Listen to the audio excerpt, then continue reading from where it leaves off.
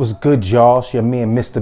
24/7, and this is my channel, Mind Right, Money Right. In this video, we're gonna be talking about the right kind of mindset to have for a successful relationship.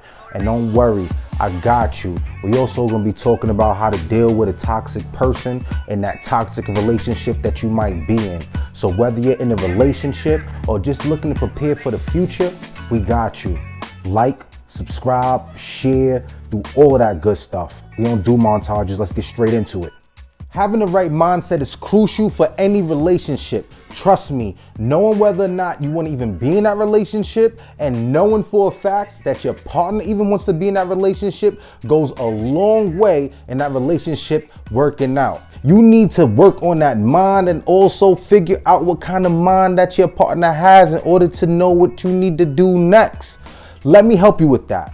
Now, you may be saying to yourself, but I know my strengths, I know my weaknesses, but I'm still not in a fulfilling, happy relationship. Well, you may already have number 1 to our 6 tools already covered. That's called self-awareness. Self-awareness is the ability to know your strengths, your weaknesses, and your triggers. When you know the things that have triggered you in the past and you know the things that may trigger you in the future, you need to work on these things. You need to talk about it with a professional, talk about it with your partner. You need to clear those situations out of your existence in order for you to move on to a new plane of existence. Stop bringing old baggage onto new situations. That's one of the main issues why a lot of us fail in our relationships. We don't know ourselves. And once we know ourselves, then that brings us into number 2 on our list, which is emotional intelligence. Emotional intelligence is when you have the ability to recognize when you're angry, when you're sad, when you're upset, when you're disappointed.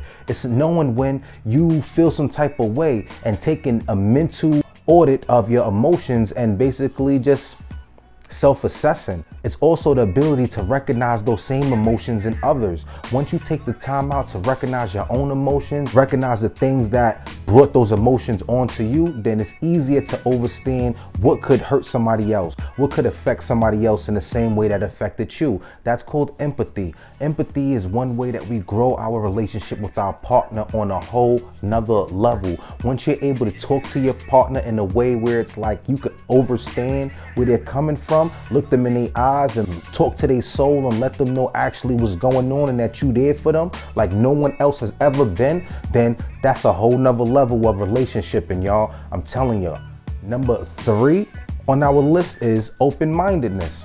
Open-mindedness is taking the time out and consider other people's perspectives and ideas.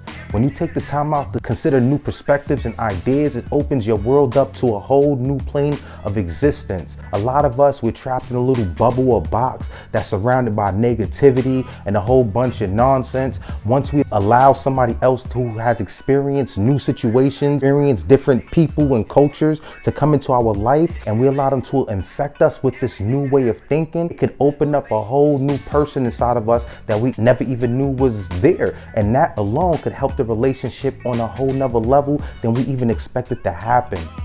Number 4 on our toolbox is positive outlook. You look at situations in the world, you don't look at it from a negative perspective. You look at things that are good in your life. You make better times happen. You're not one of those people that just drain energy from the room as soon as they step in. No one wants to be in a relationship with one of those. You want to be in a relationship with somebody that's going to make you feel positive and uplifted and motivated every time you're around them. And the same for your partner. If you're the kind of person that complains and complains, then eventually that partner is going to get tired of you, or they're going to pick up that same philosophy and you're going to find yourself in one complaining ass household.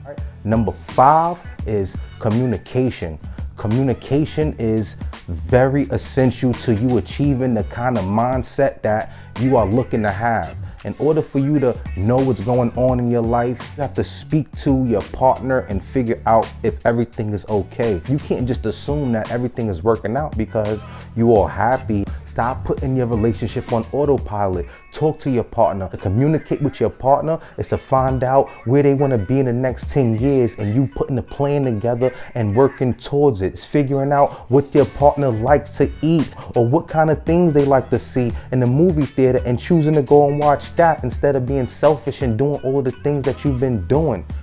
Number 6, the last but not least on our list, and it's a 2-for-1 special, which is trust and respect. It goes hand in hand for me. In order for you to receive more trust and respect in your relationship, you have to be willing to give trust and respect in your relationship. Respect your partner's boundaries, respect the communication, and you have to also respect the fact that your partner has letting you know from the very beginning what they expect from this relationship, and you provide that. That's dependability. Once you focus on these 6 things, and I guarantee you, the mindset that you're gonna be carrying is gonna be the mindset that's gonna have you living the life of your dreams. So just like I said I would, I gave you 6 tools to use in order for you to build up your mindset, for you to have that kind of relationship that you're looking to have. I'm letting you know now, if you don't apply these tools, then you're going to lose. It's your fault, it's not mine. Don't be up in the comments talking about things that didn't go the way how you expect it to go. If anything, follow the rest of this video and get the rest of this work. Dealing with a toxic partner and knowing what constitutes a toxic relationship. A toxic relationship is categorized by patterns of negative and harmful behavior, such as manipulation, abuse, and control. If you're dealing with that, then you in a toxic relationship. I don't care what you're talking about to aunties and all of that. Get it figured out. What auntie said? She said leave him, right? Nah, yeah, I told you, you bugging. But anyway, if you need some more evidence to know you in a toxic relationship, I'm gonna give you a few red flags to let you know that you win one. Here's one red flag. If you're dealing with any jealousy, somebody that's constantly asking you where you been, where you going, where you been at, where you going, that's jealousy. Jealousy is when somebody's not secure with themselves. That's toxicity.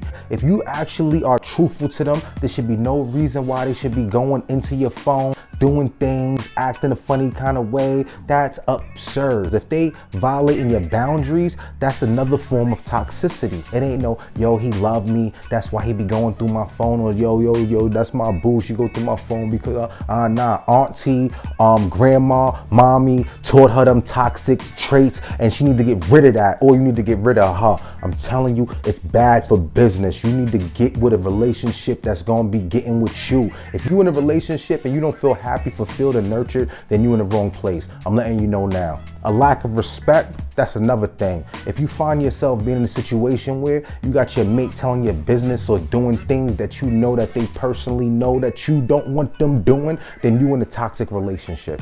If you got somebody that's not uplifting you, empowering you, doing for you the way how you do for them, then you in a toxic relationship. If you have anybody that's smacking you up or putting hands on you or doing things to you, you in a toxic relationship. You need to hang it up. You need help. I mean, for real. You also have people that are narcissists, people that try to make themselves seem like they are in the right when they know damn well that they're in the wrong. Every time that they do something, try to flip the situation and turn the tables and make it seem like it's you, and they're doing emotional bullying to you. That's toxicity. All right, what you need to do is start talking to your friends and family. Talk to somebody who you could take confidence in and get some advice on your situation. Find out if this is an ordinary situation or if this person is going overboard. It's more serious than that, like you being hurt, abused, mistreated any kind of way, then go and seek proper help, like the authorities or